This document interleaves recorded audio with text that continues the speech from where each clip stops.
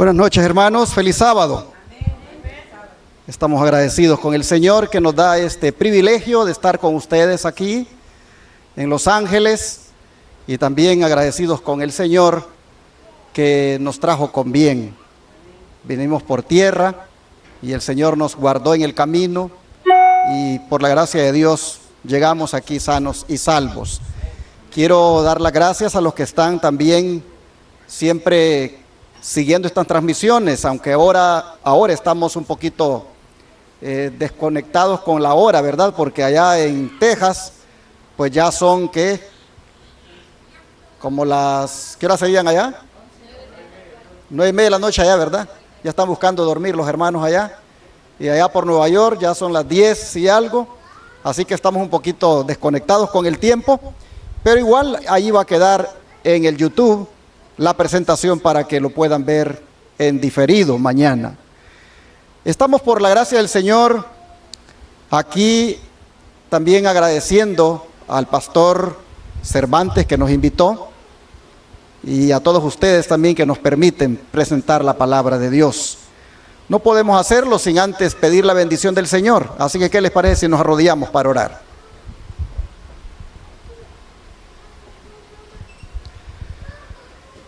Amante Padre que está en el cielo, gracias Señor porque su Espíritu Santo sigue obrando en nosotros para poner el querer y el hacer por su buena voluntad.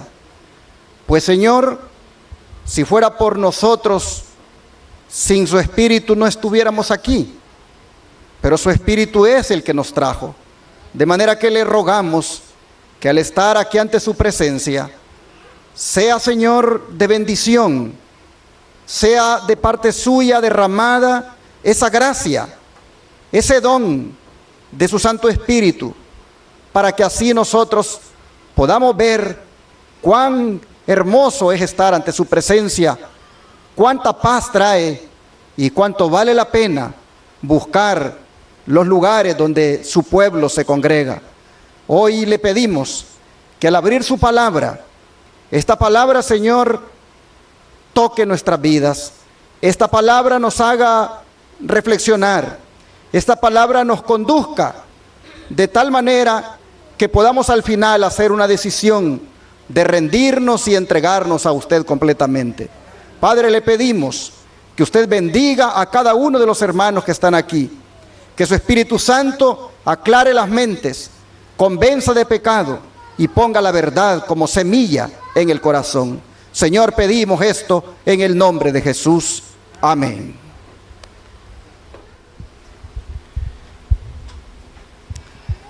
Hace 178 años, en una fecha como hoy, 22 de octubre del año de 1844, ocurrió uno de los chascos más grandes de la historia, como fue el experimentado por alrededor de 100,000 adventistas en el noreste de los Estados Unidos.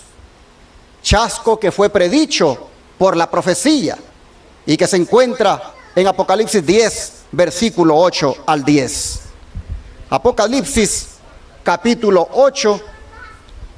10, versículo 8 al 10.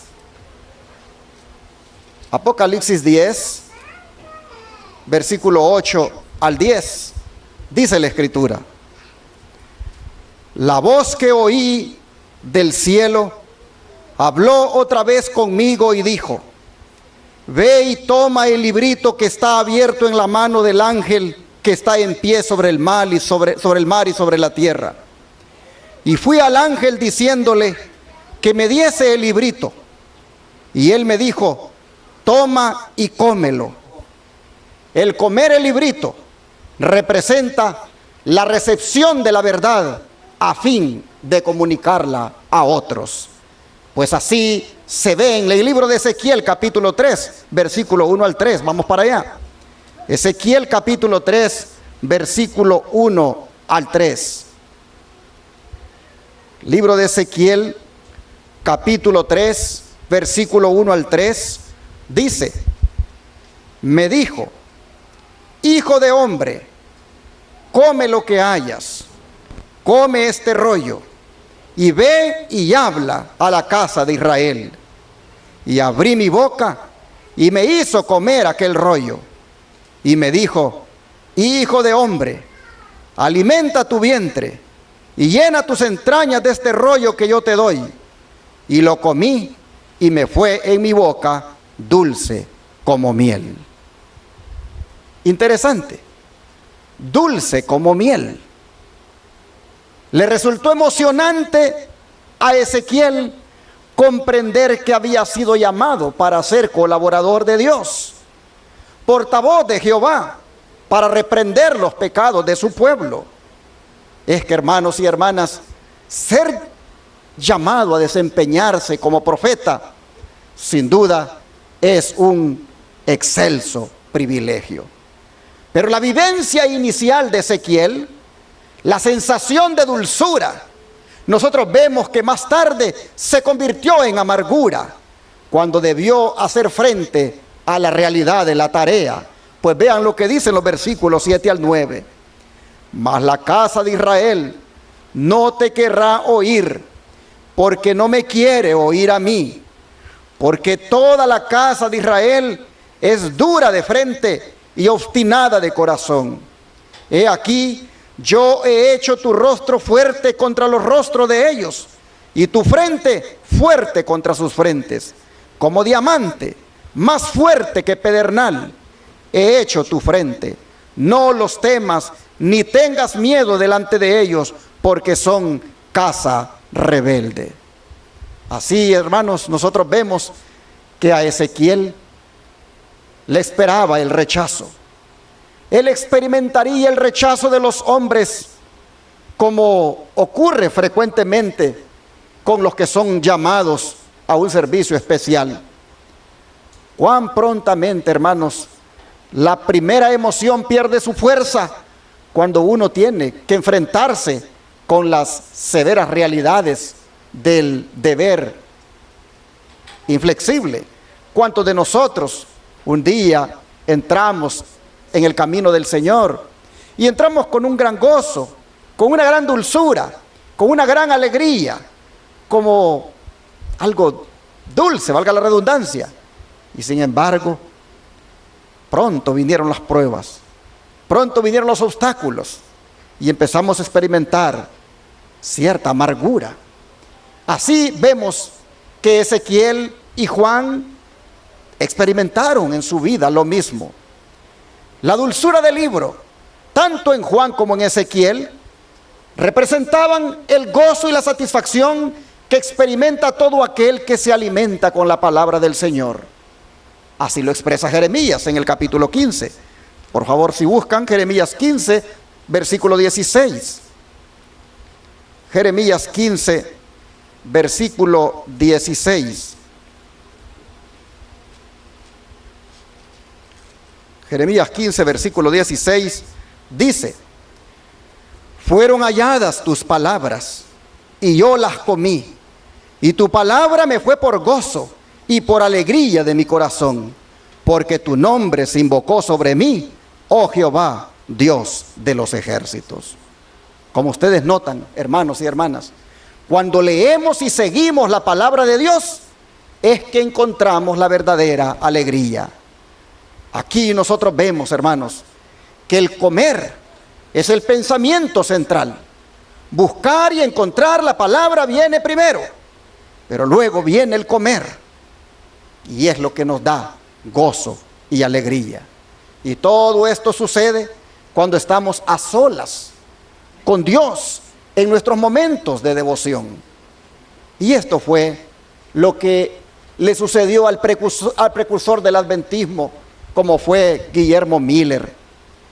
Cuando él devoró la palabra de Dios que se encuentra en el libro de Daniel y entendió la profecía de Daniel 8:14 concerniente a la purificación del santuario, al final de los 2300 días proféticos, él y sus seguidores, los mileritas, comprendieron que dicho acontecimiento ocurriría el 22 de octubre de 1844 con la segunda venida de Cristo, según ellos. Y les fue tan dulce como miel dicha interpretación, como lo fue a Juan y Ezequiel comer el librito. Elena de White, que pasó por aquella experiencia siendo tan joven, nos dice cómo fue esta dulzura de el haber entendido la profecía de Daniel 8:14, los 2300 tardes y mañanas proféticas. Dice así: la comprensión de la verdad, la alegre recepción del mensaje están representadas por el acto de comer el librito. La verdad en cuanto al advenimiento de nuestro Señor era un precioso mensaje para nuestras almas. Quienes realmente aman a Jesús pueden apreciar los sentimientos de quienes esperaron con el más intenso deseo la venida de su Salvador. Se acercaba el punto añorado. El tiempo cuando esperábamos encontrarlo estaba a la mano. Nos acercábamos a esa hora con calmada solemnidad. Los verdaderos creyentes reposaban en dulce comunión con Dios, una prenda de la paz que sería propia en el luciente porvenir. Nadie que experimentó esta esperanza y confianza jamás olvidará esas preciosas horas de espera. ¿Qué les parece? Aquí nosotros vemos, hermanos, una experiencia única, algo especial, algo que les dio a ellos una gran esperanza. Sigue diciendo: entre todos los grandes movimientos religiosos habidos desde los días de los apóstoles, ninguno resultó más libre de imperfecciones humanas y engaños de Satanás que el del otoño de 1844. Ahora mismo, después del transcurso de muchos años, todos los que tomaron parte en aquel movimiento y han permanecido firmes en la verdad, sienten aún la santa influencia de tan bendita obra y dan testimonio de que ella era de Dios. Los que esperaban verse pronto cara a cara con su Redentor, sintieron una solemnidad y un gozo indecibles. El poder suavizador y sojuzgador del Espíritu Santo cambiaba los corazones, pues sus bendiciones eran dispensadas abundantemente sobre los fieles creyentes. ¿Qué les parece? En 2 ocasiones se ha presentado acá lo que hubo en 1844 como un movimiento. El adventismo no nació como una iglesia institucional. El adventismo nació como un movimiento. Y este movimiento, si ustedes notan, provocó momentos sublimes, momentos elevadores en aquellos que anhelaban ver al Señor. El Espíritu Santo, dice, les acompañó, cambiándole los corazones. Oh, hermanos, anhelaban ver cara a cara a su Señor. Sigue diciendo que el movimiento produjo en todas partes el más profundo escudriñamiento del corazón y humillación del alma ante el Dios del alto cielo.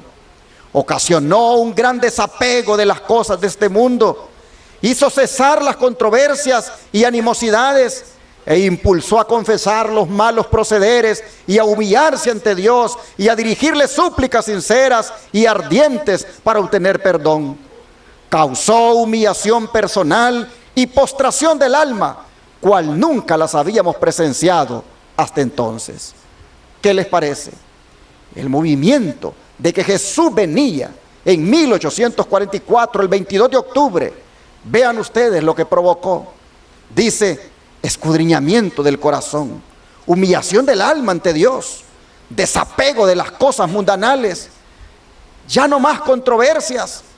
Oh, hermanos, fue un momento donde las personas se volcaron a la consagración, se humillaron delante de Dios, querían estar a cuentas para encontrarse con su Señor.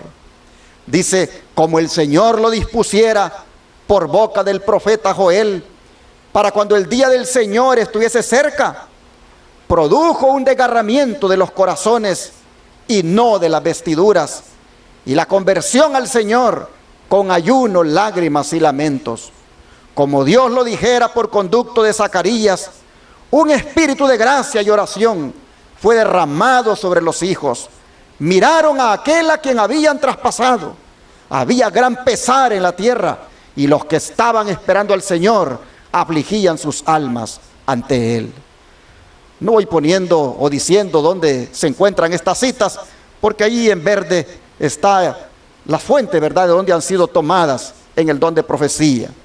Pero es impresionante cómo dice, cumpliéndose la profecía de Joel, se desgarraban no las vestiduras, sino los corazones, porque se convertían al Señor. Dice, los que recibieron el mensaje llegaron cuidadosa y solemnemente al tiempo en que esperaban encontrarse con su Señor. Cada mañana sentían que su primer deber consistía en asegurar su aceptación para con Dios. Sus corazones estaban estrechamente unidos y oraban mucho unos con otros y unos por otros. A menudo se reunían en sitios apartados para ponerse en comunión con Dios, y se oían voces de intercesión que desde los campos y las arboledas ascendían al cielo. La seguridad de que el Señor les daba su aprobación era para ellos más necesaria que su alimento diario, y si alguna nube oscurecía sus espíritus, no descansaban hasta que se hubiera desvanecido. Como sentían el testimonio de la gracia que les perdonaba, anhelaban contemplar a aquel a quien amaban sus almas.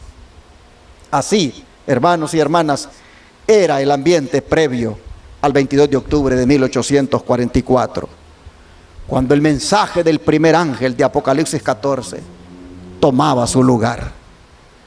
Se conectó el juicio con la venida del Señor a esta tierra, y eso era una buena nueva, porque equivalía a ser vindicados, como también a ser limpiados y perdonados de los pecados confesados. Esta no era otra cosa que la respuesta al clamor de los mártires que pedían justicia en la profecía del quinto sello, y que se les había dicho que esperaran un poco de tiempo. El entusiasmo por la proclamación del mensaje del primer ángel en ese tiempo fue tal que hasta los niños, dice la historia, lo proclamaron. De manera, hermanos y hermanas, que hoy se cumplen 178 años de proclamar el mensaje del primer ángel. Pero, como ya hemos dicho, la dulzura del mensaje, hermanos, derivó en un chasco terrible, simbolizado previamente por la experiencia del apóstol Juan, cuando después de comer el librito y sentirlo tan dulce, le amargó el vientre. ¿En qué forma esto sucedió con los mileritas? Bueno, en la malinterpretación que hicieron del acontecimiento que debía ocurrir ese 22 de octubre de 1844. Pues ellos creyeron que Jesús vendría a esta tierra entonces, cuando realmente su venida sería al lugar santísimo del santuario celestial, para purificarlo de los pecados acumulados y de los pecadores no arrepentidos. El chasco que se llevaron cuando ese día el Señor no apareció fue de tal magnitud que el don profético lo relata así. Pero un desengaño más les estaba reservado. El tiempo de espera pasó y su Salvador no apareció. Con confianza inquebrantable habían esperado su venida, y ahora sentían lo que María, cuando al ir al sepulcro del Salvador y encontrándolo vacío, exclamó llorando: se han llevado a mi Señor y no sé dónde le han puesto. Vean ustedes cómo equipara el chasco de los adventistas en 1844 con lo que María experimentó aquel día cuando no encontró al Señor Jesús en la tumba. Un sentimiento de pavor, dice, el temor de que el mensaje fuese verdad, había servido durante algún tiempo para refrenar al mundo incrédulo. Cumplido el plazo, ese sentimiento no desapareció del todo.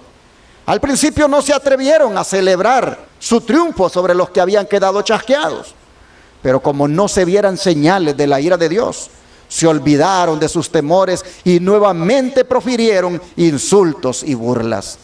Comenzaron a burlarse de los adventistas porque el Señor no había venido.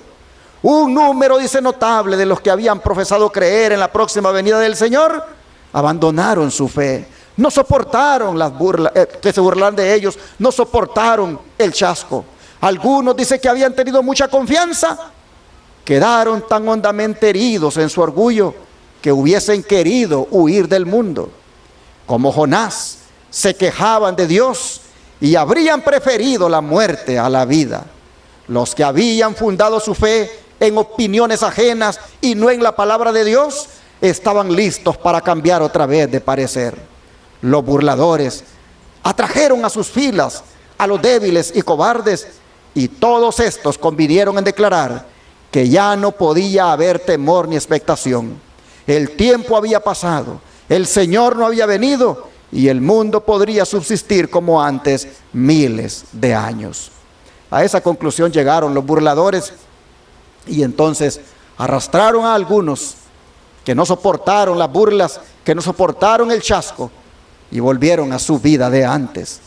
Dicen los creyentes fervientes y sinceros, en cambio, estos lo habían abandonado todo por Cristo y habían gozado de su presencia como nunca antes.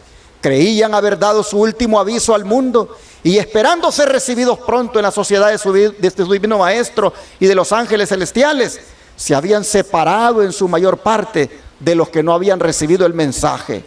Habían orado con gran fervor: ven Señor Jesús y ven presto, pero no vino. Reasumir entonces la pesada carga de los cuidados y perplejidades de la vida y soportar las afrentas y escarnios del mundo constituía una dura prueba para su fe y paciencia. Oh hermanos, la fe fue probada. Una fe que solo podía ser alentada con aquellas palabras que se encuentran en el libro de Hebreos capítulo 10, versículos 35 al 39. Vamos a buscarlas. Hebreos capítulo 10, versículos 35 al 39.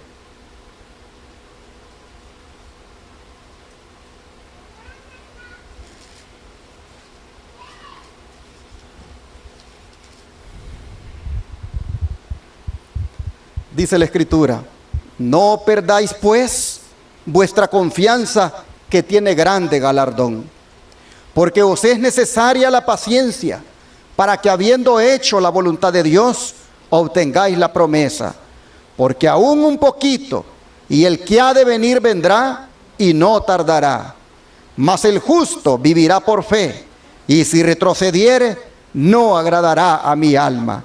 Pero nosotros no somos de los que retroceden para perdición, sino de los que tienen fe para preservación del alma.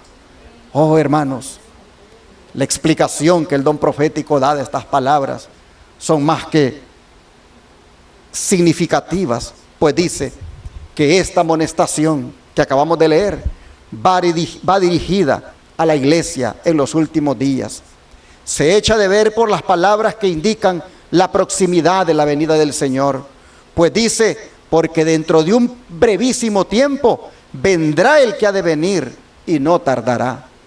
Y este pasaje implica claramente que habría una demora aparente y que el Señor parecería tardar en venir. Las enseñanzas dadas aquí se aplica especialmente a lo que le pasaba a los adventistas en ese entonces. Los cristianos a quienes van dirigidas estas palabras estaban en peligro de zozobrar en su fe. Habían hecho la voluntad de Dios al seguir la dirección de su Espíritu y de su palabra, pero no podían comprender los designios que había tenido en lo que habían experimentado, ni podían discernir el sendero que estaba ante ellos, y estaban tentados a dudar de si en realidad Dios los había dirigido. Entonces era cuando estas palabras tenían su aplicación: el justo empero vivirá por la fe. Mientras la luz brillante del clamor de medianoche había alumbrado su sendero y habían visto abrirse el sello de las profecías y cumplirse con presteza las señales que anunciaban la proximidad de la venida de Cristo, habían andado en cierto sentido por la vista, pero ahora, abatidos por esperanzas defraudadas, solo podían sostenerse por la fe en Dios y en su palabra. El mundo escarnecedor decía: habéis sido engañados, abandonad vuestra fe y declarad que el movimiento adventista era de Satanás. Pero la palabra de Dios declaraba: si alguno se retirare, no se complacerá mi alma en él. Renunciar entonces a su fe y negar el poder del Espíritu Santo que había acompañado al mensaje, habría equivalido a retroceder camino de la perdición. Estas palabras de San Pablo los alentaban a permanecer firmes. No desechéis pues esta vuestra confianza. Tenéis necesidad de la paciencia, porque dentro de un brevísimo tiempo vendrá el que ha de venir y no tardará. El único proceder seguro para ellos consistía en apreciar la luz que ya habían recibido de Dios, atenerse firmemente a sus promesas y seguir escudriñando las Sagradas Escrituras, esperando con paciencia y velando para recibir mayor luz. Hermanos y hermanas, en las palabras de Pablo que están allí en verde, nosotros debemos ver que el camino de la fe no es opcional, que no perder la confianza equivale a mantenerse firme para obtener el galardón de la vida eterna. Debemos, hermanos, perseverar haciendo la voluntad de Dios, porque el que trae el galardón pronto va a venir y no tardará. ¿Cuántos lo creen? Oh, hermanos, puede parecer que la promesa de Dios demora mucho en cumplirse, pero su cumplimiento finalmente es seguro. Hermanos y hermanas, este no es tiempo de retroceder, dice Pablo. Los que retroceden en el camino de la fe nunca podrán oír las palabras: bien, buen siervo y fiel, entra en el gozo de tu Señor. Algunos de los chasqueados hemos leído que lamentablemente abandonaron su fe en la bendita esperanza y sin duda volvieron al mundo. Pero con nosotros, mis hermanos, no debe ser así. Ahora hay algunas lecciones que los sobrevivientes del chasco nos dejaron, siendo una de ellas la unidad que les caracterizó.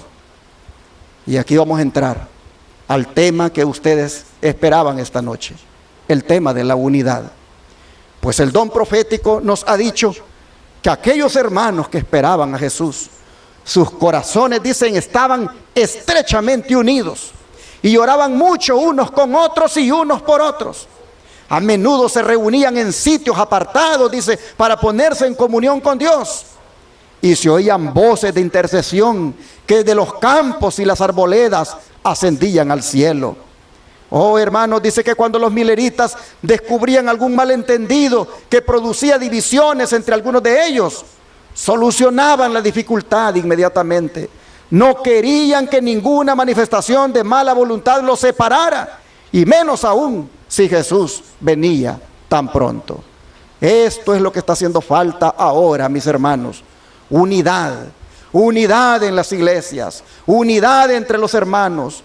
No podemos estar esperando a Cristo en discordia unos con otros. No podemos estar esperando a Cristo guardando rencores o resentimientos entre nosotros. Hoy, hermanos y hermanas, es tiempo de reconciliarnos con el hermano. Hoy es tiempo de reconciliarnos con el familiar, con el vecino. Hagamos, hermanos, hagamos que se cumpla la oración de Cristo, aquella que se encuentra en el Evangelio de Juan, capítulo 17, versículo 20 al 23. Leamos dicha oración. Evangelio de Juan, capítulo 17, versículo 20 al 23. Dice el Señor: mas no ruego solamente por estos, sino también por los que han de creer en mí por la palabra de ellos, para que todos sean uno, como tú, oh Padre, en mí y yo en ti, que también ellos sean uno en nosotros, para que el mundo crea que tú me enviaste. La gloria que me diste yo les he dado, para que sean uno, así como nosotros somos uno, yo en ellos y tú en mí, para que sean perfectos en unidad, para que el mundo conozca que tú me enviaste y que los has amado a ellos como también a mí me has amado. Ah, hermanos, qué hermosa oración. ¿Habría diversidad de dones? Sí, pero debía haber unidad de espíritu, propósito y creencia. No debía haber contiendas por la supremacía como las que habían hace poco contaminado a los 12. La unidad que emanara de la mezcla armoniosa de las vidas de los cristianos, según vemos aquí, impresionaría al mundo con el origen divino de la iglesia cristiana. Y era tan importante esto de la unidad que el Señor lo reitera 4 veces desde el versículo 11.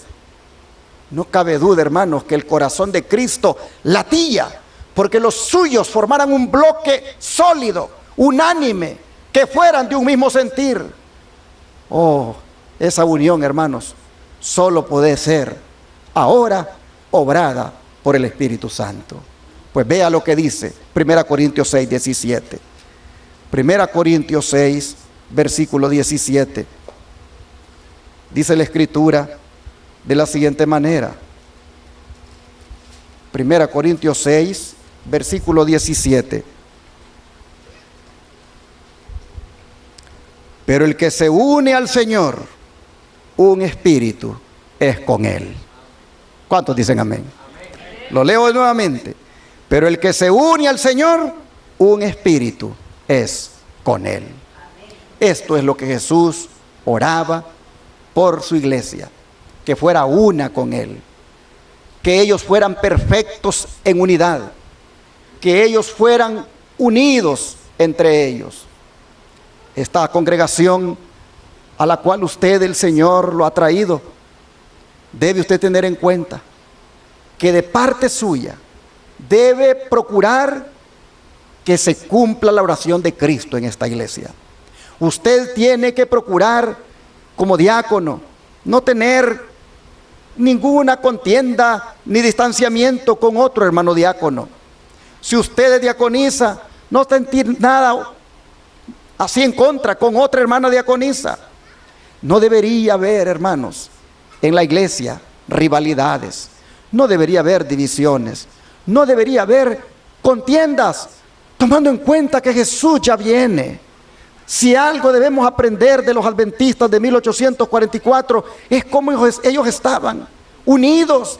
Cuando había males entendidos, dice ellos, inmediatamente buscaban solucionar la dificultad. ¿Por qué? Porque Jesús venía pronto. No querían que nada los separara. Oh, si tan solo los adventistas de hoy, nosotros que nos hacemos llamar así, pudiéramos, hermanos, emular, imitar a esos adventistas de 1844. Oh, si tan solo nosotros buscáramos esa unidad en la iglesia. El don profético, hablando de la unidad por la cual Cristo oraba, dice lo siguiente: la instrucción que me ha sido dada por uno que tiene autoridad es que debemos aprender a contestar la oración contenida en el capítulo 17 de Juan. Debemos hacer de esta oración nuestro primer estudio. Cada ministro del Evangelio, cada misionero médico debe profundizar la ciencia de esta oración. Hermanos y hermanas, os ruego que prestéis atención a esas palabras y que dediquéis a ese estudio un espíritu sereno, humilde y contrito, y las sanas energías de una mente puesta bajo el dominio de Dios. Los que no aprenden las lecciones contenidas en esa oración se exponen a obtener un desarrollo unilateral que ninguna educación subsiguiente podrá corregir. ¿Quiénes dice? Los que no aprenden las lecciones contenidas en esa oración que Cristo hizo allí en Juan 17, cuando buscaba que hubiera unidad entre sus seguidores. Dice: el propósito de Dios es que sus hijos se fusionen en la unidad. ¿No es vuestra esperanza vivir juntos en el mismo cielo? Les vuelvo a leer esta parte y ustedes respondan. ¿No es nuestra esperanza vivir juntos en el mismo cielo, hermanos? ¿Está, dice Cristo, entonces dividido contra sí mismo? ¿Dará el éxito a sus hijos antes que hayan apartado de su medio toda discordia y toda crítica? Antes que los obreros en una perfecta unidad de intención hayan consagrado sus corazones, sus pensamientos y sus fuerzas a una obra tan santa a la vista de Dios. Pregunta: ¿va a dar éxito a la iglesia así si hay división? ¿Va a dar éxito a los hermanos si están divididos entre ellos? No. Dice: la unión hace la fuerza, la desunión causa debilidad.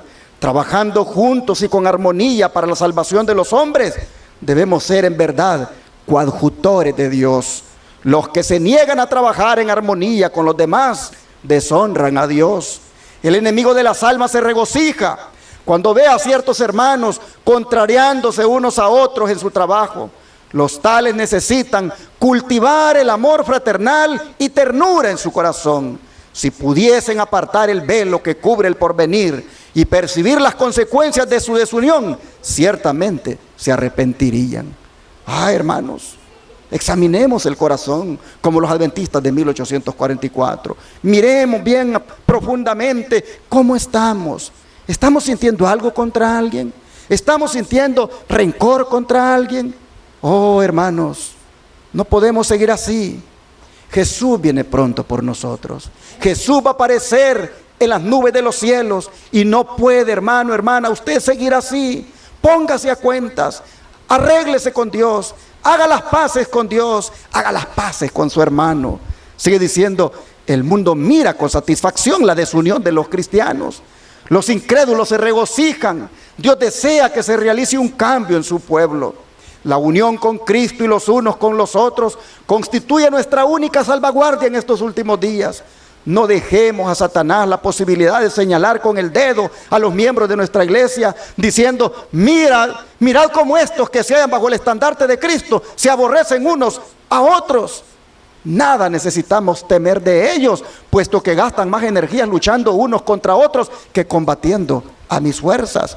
Así habla Satanás cuando ve a los hermanos empleitados, cuando ve a la iglesia dividida. Qué bien, dice el diablo, porque en vez de luchar contra mis fuerzas, están luchando entre ellos mismos, dice el diablo. Así los quiero ver. Hermanos, si algo el Señor quiere que llevemos esta noche en nuestro corazón, es que no más división, no más desunión, no más rencilla, no más discordia, no más rencor, sino un corazón reconciliado con Dios y con los hermanos. Sigue diciendo el don de profecía. Después del derramamiento del Espíritu Santo, los discípulos salieron para proclamar al Salvador resucitado. Poseídos del único deseo de salvar almas, se regocijaban en la dulzura de la comunión con los santos. Eran afectuosos, atentos, abnegados, dispuestos a hacer cualquier sacrificio en favor de la verdad. En sus relaciones cotidianas unos con otros, manifestaban el amor que Cristo les había ordenado revelar al mundo. Por sus palabras y sus acciones desinteresadas, se esforzaban por encender este amor en otros corazones.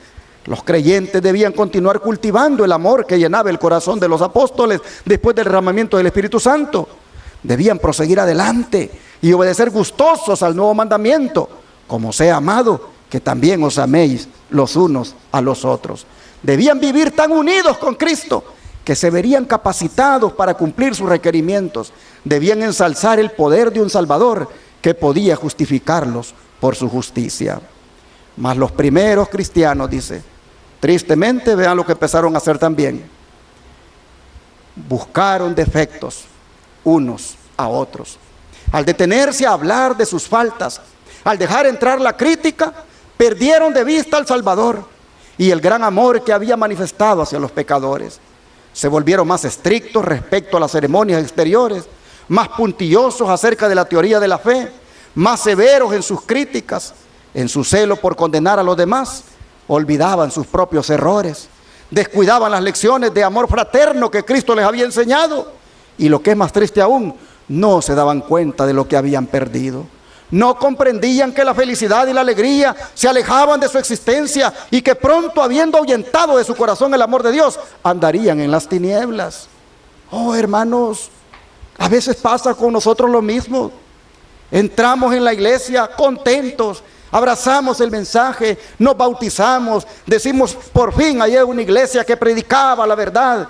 Pero al poco tiempo, hermanos, al poco tiempo nos dejamos contaminar, porque otros nos meten cosas en contra de alguien y empezamos a guardar esas cosas en contra de aquel y comenzamos a darnos a la crítica, y comienza en la iglesia un cáncer que la carcome, como es el cáncer del chisme. Qué triste es. Allí empieza a haber la desunión, porque hay hermanos que se van de la iglesia, porque hay hermanos que ya se van de la congregación, porque entraron en esos chismes. No toleraron que se hablara mal de ellos, pero ellos sí bien hablaban mal de otros. Pero cuando se habló mal de ellos no lo aguantaron y se fueron.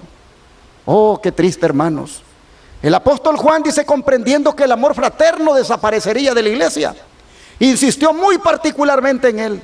Hasta el día de su muerte suplicó a los creyentes que se ejercitaran constantemente en el amor. Las cartas que dirigió a la iglesia están impregnadas de este pensamiento. Carísimos, amémonos unos a otros, describe él, porque el amor es de Dios. Dios envió a su Hijo unigénito al mundo para que vivamos por él. Amados, si Dios nos ha amado, debemos también nosotros amarnos unos a otros. Amén, hermanos. Hoy dice hay una gran necesidad de amor fraternal en la iglesia de Dios. Muchos de los que aseveran amar al Señor no tienen amor hacia aquellos con quienes están unidos por vínculos de fraternidad cristiana. Tenemos la misma fe, somos miembros de una misma familia, somos todos hijos de un mismo Padre y tenemos todos la misma esperanza bendita de la inmortalidad. Cuán tiernos y estrechos debieran ser entonces los vínculos que nos unen. La gente del mundo nos observa para ver si nuestra fe ejerce una influencia santificadora sobre nuestros corazones. Prestamente discierne todo defecto de nuestra vida y toda inconsecuencia de nuestras acciones. No le demos ocasión alguna de echar oprobio sobre nuestra fe. ¿A quién? A la gente que nos mira, a la gente que está observándonos. ¿Cómo nosotros somos como cristianos? No es la oposición, dice, del mundo la que nos hace peligrar más. El mal que los cristianos profesos guardan en su corazón nos expone al más grave de los desastres y retarda el progreso de la obra de Dios. Oh, mire, voy para atrás. No es la oposición al mundo la que nos hace peligrar más, sino ¿qué cosa? El mal que los cristianos profesos guardan en su corazón. Eso nos expone al más grave de los desastres y retarda el progreso de la obra de Dios. No hay modo más seguro de debilitar nuestra vida espiritual que el ser envidiosos, sospechar unos de otros y dejarnos llevar por la crítica y la calumnia. Esta sabiduría no es la que desciende de lo alto, sino terrena, animal, diabólica. Porque donde hay envidia y contención, allí hay perturbación y toda obra perversa. Mas la sabiduría que es de lo alto, primeramente es pura, después pacífica, modesta, benigna, llena de misericordia y de buenos frutos, no juzgadora, no fingida, y el fruto de justicia se siembra en paz para aquellos que hacen paz. Así dice Santiago 3, 15 al 18.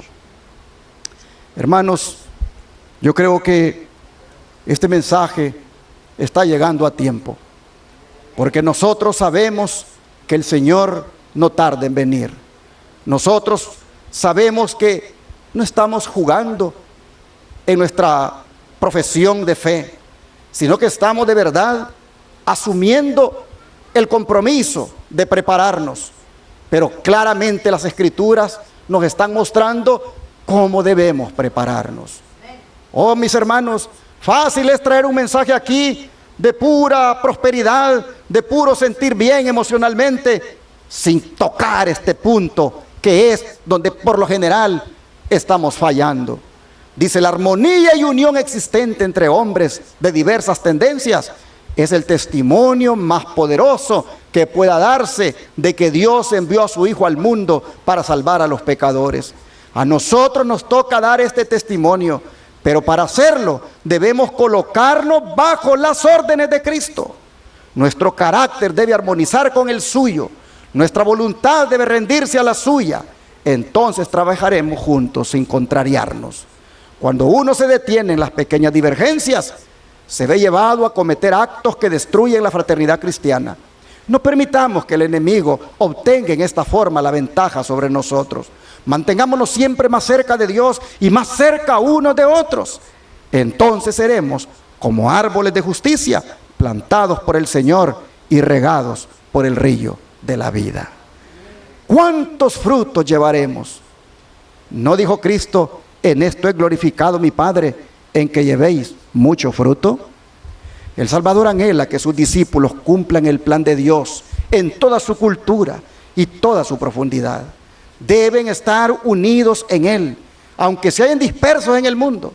Pero Dios no puede unirlos en Cristo si no están dispuestos a abandonar su propio camino para seguir el suyo. ¿Quieres estar unido con Cristo? Abandona tu camino y sigue el del Señor. Porque tu camino puede ser que sea... Habrá unidad de acción en nuestras filas. Un hermano se sentirá unido al otro por las cadenas del amor de Cristo. Solo el Espíritu de Dios puede realizar esta unidad. El que se santificó a sí mismo puede santificar a sus discípulos. Unidos con Él, estarán unidos unos a otros en la fe más santa. Cuando luchemos para obtener esta unidad con Dios, Dios desea que luchemos, cuando luchemos para obtener esta unidad como Dios desea que luchemos, nos será concedida. Hermanos, unámonos con el Señor a través de la oración. Unámonos con el Señor a través del estudio de la Biblia. Unámonos con el Señor a través de una asistencia más fiel a la iglesia. Unámonos con el Señor a través de la obra misionera. En la medida en que nos unamos al Señor, estaremos, dice, unidos los unos a los otros. ¿Por qué hay discordias? ¿Por qué hay desunión en la iglesia? Porque estamos desunidos con Cristo, hermanos. Por eso hay discordia, por eso hay desunión. Pero unámonos con el Señor todos a partir de ahora y habrá unidad entre todos nosotros. Sigue diciendo que todo aquel que asevera seguir a Cristo se estime menos a sí mismo y más a los demás. Uníos, uníos. En la unión hay fuerza y victoria. En la discordia y la división hay debilidad y derrota. Estas son palabras que me dirigió el cielo. Como embajadora de Dios os las transmito. Procure cada uno contestar la oración de Cristo para que todos sean una misma cosa, como tú, oh Padre, en mí y yo en ti. Oh, qué unidad. Y dice Cristo, en esto conocerán todos que sois mis discípulos, si tuvierais amor los unos con los otros. Y aquí no pueden quedar, hermanos, afuera las palabras que también al respecto dijera el apóstol Pablo. Y son las que se encuentran en 1 Corintios, en el capítulo 1, versículo 10. Aquí mismo donde estábamos, 1 Corintios, capítulo 1, versículo 10. Dice el apóstol Pablo: os ruego pues, hermanos, por el nombre de nuestro Señor Jesucristo, que habléis todos una misma cosa, y que no haya entre vosotros divisiones, sino que estéis perfectamente unidos en una misma mente y en un mismo parecer. Ese es el mensaje del Señor, hermanos.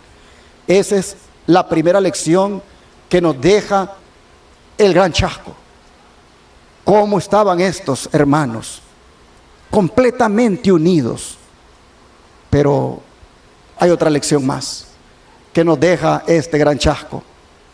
Y es que, hermanos, debemos seguir predicando sobre la venida del Señor, aunque Él no haya venido todavía. El gran chasco nos deja como lección que debemos seguir proclamando el mensaje con la misma fuerza, con el mismo fervor. Porque los que sobrevivieron al chasco y se volcaron a buscar en la Biblia por qué Jesús no vino a la tierra, estos hermanos encontraron que habían 3 mensajes que proclamar. Encontraron que había un día de reposo que proclamar. Estos encontraron sentido a las palabras que se le dijo a Juan. Allá nuevamente en Apocalipsis 10, en el verso 11. Vean ustedes. Encontraron sentido, se vieron identificados con estas palabras.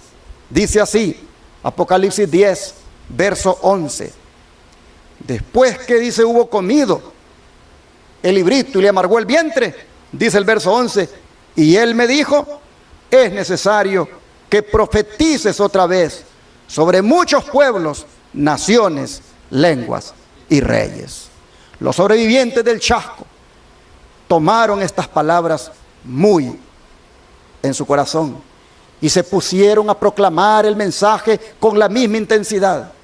Siguieron predicando que Cristo viene pronto, que Cristo en su sabiduría tiene el día y la hora cuando ha de venir, pero que el pueblo se debe preparar. Ellos volvieron a profetizar sobre muchos pueblos, naciones, lenguas y reyes. Dice el don de profecía: bienaventurados son los ojos que vieron los sucesos vistos en 1843 y 1844. El mensaje fue proclamado y no debe existir atraso en repetir el mensaje, pues las señales de los tiempos están cumpliéndose. La obra final debe hacerse. Se hará una gran obra en corto tiempo. Pronto se dará un mensaje según el designio divino, que se aumentará a un fuerte clamor. Noten ustedes, no debe haber atraso en repetir el mensaje. Si en 1843 y 1844 hubo un gran despertar, hermanos, el despertar debe continuar. El despertar debe existir en cada uno de nosotros. Cada uno de nosotros debe vivir como si Cristo viniera esta noche. Cada uno de nosotros debe vivir como si Cristo viniera mañana. El despertar debe estar en el corazón y debemos alertar, debemos urgir a otros a prepararse. Solo que hoy este mensaje de la pronta venida del Señor no debe estar más basado en una fecha, porque los tiempos proféticos, hermanos, ya se han terminado. Prácticamente vivimos en tiempo prestado. El ángel, vean ustedes cómo lo dice aquí, el mismo que dijo que te comieras el librito, vean cómo lo dice en el versículo 5 y 6, aquí en Apocalipsis 10. Y el ángel que vi en pie sobre el mar y sobre la tierra, levantó su mano al cielo y juró por el que vive por los siglos de los siglos, que creó el cielo y las cosas que están en él, y la tierra y las cosas que están en ella, y el mar y las cosas que están en él, que el tiempo no sería más. Oigan esto, hermanos, que el tiempo no sería más. En otras palabras, después de 1844 ya no hay más tiempo. El tiempo que estamos viviendo es un tiempo prestado. Ya no hay más tiempo en cuanto a período profético. Todo terminó en 1844. 178 años van prestados. No sé cuánto más nos va a prestar el Señor, pero más que preocuparnos cuánto más nos va a prestar, deberíamos preocuparnos por consagrarnos de corazón al Señor. Oh, mire cómo dice el don de profecía con respecto a esto, que el tiempo no sería más. ¿Qué dijo el ángel? Dice: el Señor me mostró que el mensaje debe avanzar y que no debe depender del tiempo, pues este no será nunca más una prueba. Vi que algunos estaban siendo objeto de una falsa excitación provocada por predicar fechas, que el mensaje del tercer ángel puede permanecer sobre su propio fundamento y que no necesita de fechas para fortalecerse, y que proseguirá con gran poder y efectuará su obra y será abreviado en justicia. Oh, hermanos, después de 1844 no hay más profecía de tiempo, no hay más período profético. Todo terminó en ese año.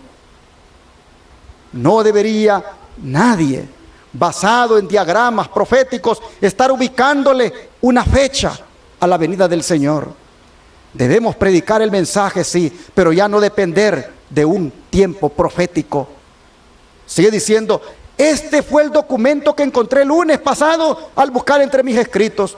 Y aquí está otro que fue escrito en cuanto a un hombre que fijaba fechas en 1884 y propagaba sus argumentos para probar sus teorías. El informe de lo que hacía me fue presentado en el Congreso de Jackson, Michigan. Y dije a los hermanos que no debían prestar atención a la teoría de ese hombre, pues no sucedería el acontecimiento que él predecía. Dios ha puesto en su propia potestad los tiempos y las sazones. ¿Y por qué no nos ha dado Dios ese conocimiento?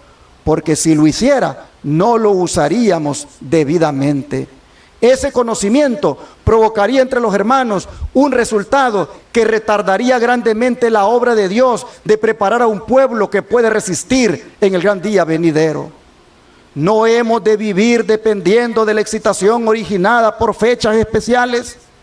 No hemos de enfrascarnos en especulaciones en cuanto a los tiempos y las sazones que no ha revelado Dios. Jesús ha dicho a sus discípulos que velen, pero no fijándose en una fecha definida. Sus seguidores han de estar en la posición de los que están atentos a las órdenes de su capitán. Han de velar, esperar, orar y trabajar a medida que se acerca al tiempo de la venida del Señor. Pero nadie podrá predecir precisamente cuándo será ese tiempo, pues no sabéis el día ni la hora. No podéis decir que Cristo vendrá dentro de 1, 2 o 5 años. Tampoco debéis posponer su venida, diciendo que quizá no se produzca ni en 10 ni en 20 años. Oh, hermanos, conozco a alguien que siempre que habla se despide diciendo Maranata 2031, pero le es infiel a su esposa.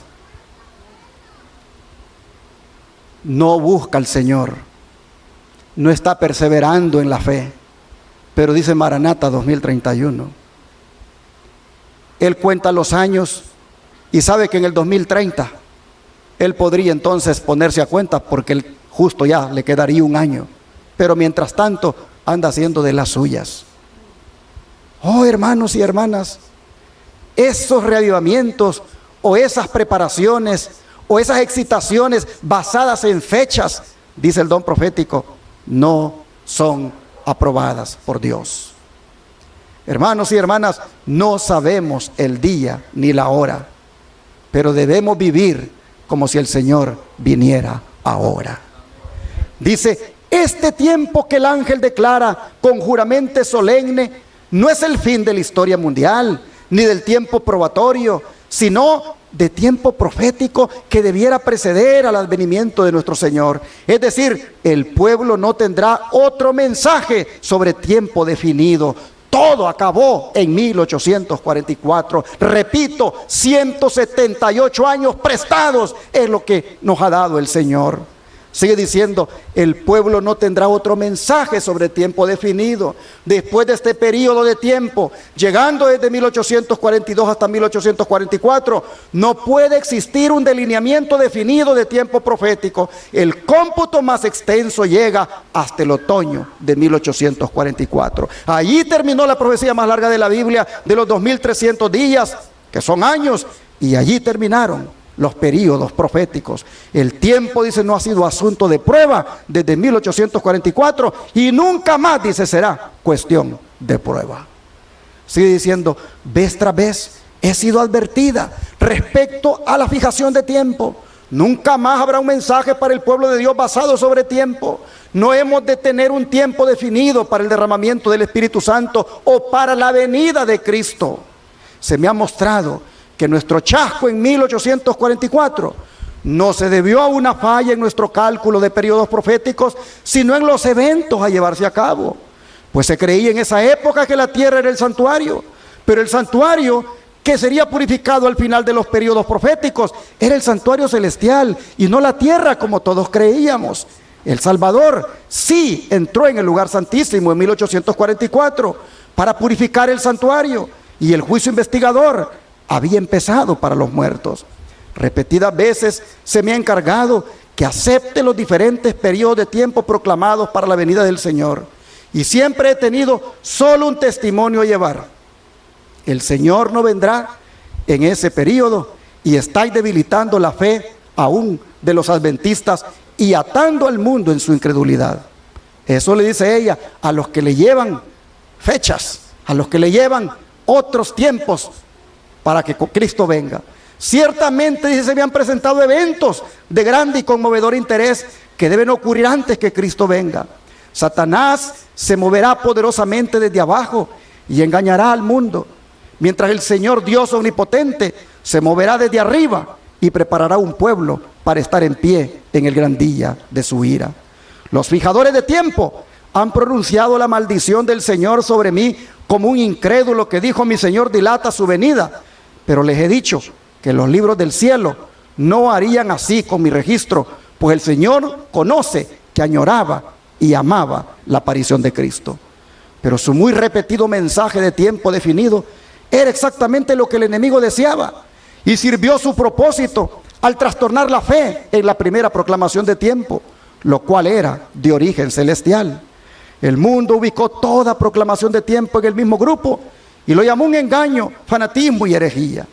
Desde 1844 he dado mi testimonio de que ya nos encontrábamos en un periodo de tiempo en que hemos de examinarnos celosamente para que nuestros corazones no estén cargados de glotonería y embriaguez y los cuidados de esta vida, y venga repentinamente sobre nosotros ese día. Nuestra posición ha sido de espera y velación, sin que intervenga proclamación de tiempo entre el cierre de los periodos proféticos de 1844 y el tiempo de la venida de nuestro Señor.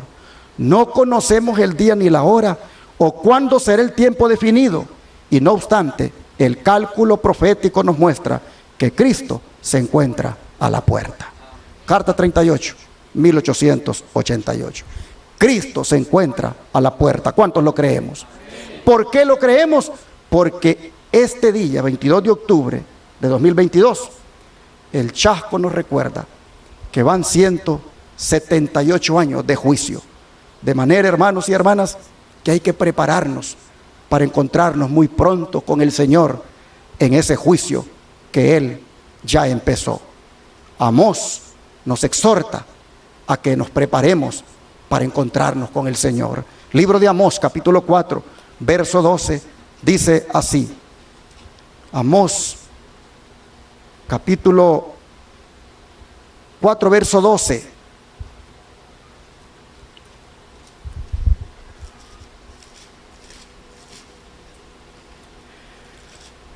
Dice la Escritura: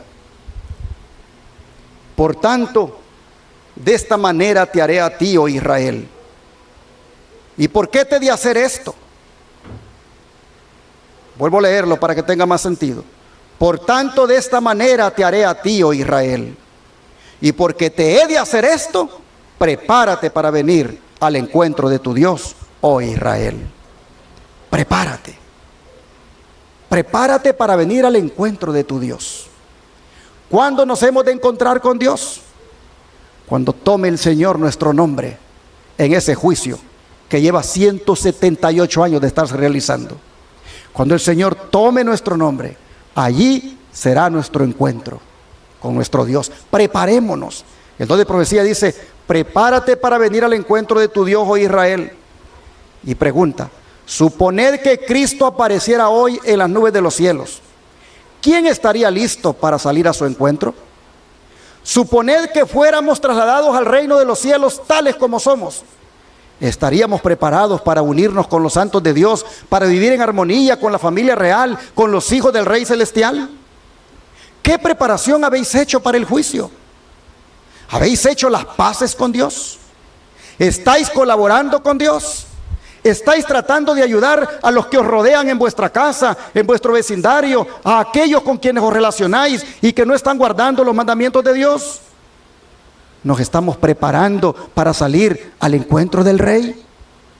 Oh, hermanos, solo usted puede contestar a cada una de estas preguntas. Pero yo sí le quiero invitar esta noche a que haga las paces con Dios para que esté preparado para su encuentro con Él. ¿Quién quiere hacer las paces con Dios esta noche? Oh, hermanos, ¿habrá alguien esta noche que quiera hacer las paces con Dios para que cuando su nombre sea tomado en el juicio, salga exonerado de toda culpa? ¿Habrá alguien esta noche que quisiera decirle al Señor: yo quiero hacer las paces contigo para estar preparado y encontrarme muy pronto? ¿Quién quisiera ponerse de pie ahora y hacer las paces con Dios? ¿Hay alguien que quiera para hacer una oración por usted?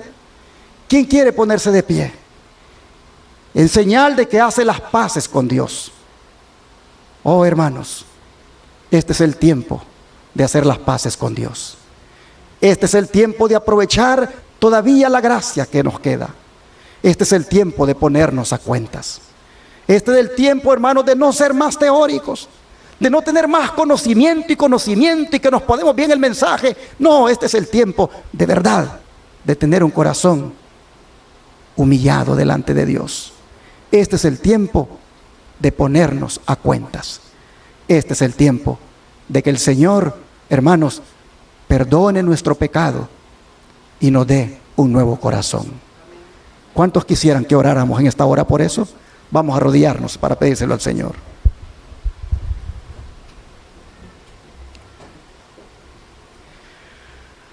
Padre nuestro, al hacer la reflexión sobre lo que ocurrió en 1844, nosotros vemos, Señor, que necesitamos el mismo despertar de aquellos hermanos, el mismo anhelo, el mismo deseo intenso de querer verte cara a cara. Sin embargo, Señor, al contemplar nuestra vida, como dice un himno, vemos en nosotros mucho pecar. Así que en esta hora, como dice el mismo himno, tómala, Cristo, porque queremos triunfar. Toma nuestra vida, cámbiala, Señor, límpiala, purifícala, quítale toda inmundicia, quítale todo orgullo, quítale todo rencor, todo espíritu de división, quítale, Señor, a nuestra vida todo pecado. Padre, hoy nos arrodillamos pidiéndote perdón y así te decimos que queremos hacer las paces contigo. Muy pronto sabemos, Señor, que nos veremos cara a cara contigo. Muy pronto sabemos que tendremos un encuentro contigo, tanto en el juicio investigador como en el día de la resurrección, si es que ya hubiéramos muerto en tus caminos. Pero Padre, solo anhelamos estar preparados para ese día. Y por eso aquí, de rodillas, reconocemos nuestro pecado, pedimos perdón y suplicamos un nuevo corazón.